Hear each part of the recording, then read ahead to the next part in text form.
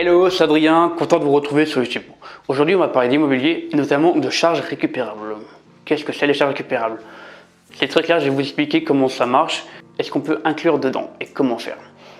Les charges récupérables, c'est finalement, c'est que lorsque vous faites de la location meublée, vous avez un loyer hors charge et à côté, nous avons aussi des charges récupérables. Et ces charges récupérables peuvent être sur deux formats. Le premier format qui sont la provision de charge, c'est-à-dire que par rapport à ce qu'à provision de charge, c'est que vos locataires vont vous payer, exemple 50 € en provision par mois. Et en fait, à la fin de l'année, vous allez vérifier au réel tout ce qui était réellement consommé et vous allez faire ce qu'on appelle une régularisation. C'est que s'ils ont consommé plus que prévu, vous allez leur demander de vous payer, mais s'ils ont consommé moins que prévu, vous allez les rembourser.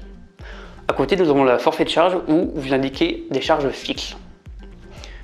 À noter, surtout pour du meublé, il est préférable de faire des charges fixes, cela fait moins peur et à vos futurs locataires, notamment surtout les étudiants, où ils aiment bien maîtriser et savoir combien ils vont dépenser par mois.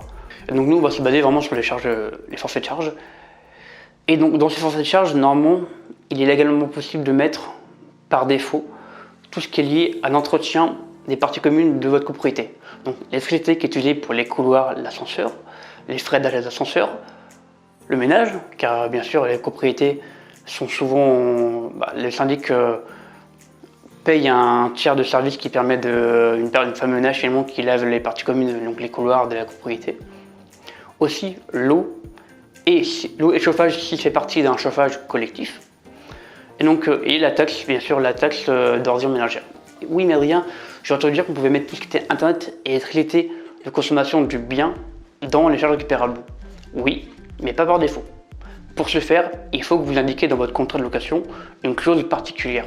Une clause qui indique que dans vos charges récupérables sont aussi ajoutées Internet et électricité, même Netflix si vous voulez, mais que les frais et l'association est à la charge du bailleur et qui va récupérer ça sur le loyer, sur les charges récupérables. Mais voilà, pour ce faire, il faut vraiment que vous ayez une clause spéciale que vous avez ajoutée dans votre contrat de location. Car je connais beaucoup qui savent qu'on peut mettre Internet électricité, mais que légalement, il faut que ce soit indiqué dans votre charge, dans vos forfaits de charge, les charges qui sont comprises dedans. Donc voilà, c'était une courte vidéo pour expliquer un petit peu tout ce qui était les charges récupérables par rapport au micmac qu'on peut retrouver sur Internet. Les questions qu'on se pose, oui ou non, c'est possible, non. Je sais qu'il y a beaucoup de questions, moi-même je me suis énormément renseigné dessus.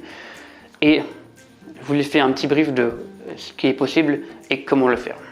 On arrive en fin de vidéo. Si cette vidéo t'a plu, n'hésite pas à t'abonner, à mettre un like, ça me ferait énormément plaisir, mais aussi à me poser des questions. Si tu as des questions sur l'EMP, sur les charges récupérables, n'hésite pas à le mettre en commentaire, je me ferai un plaisir de te répondre.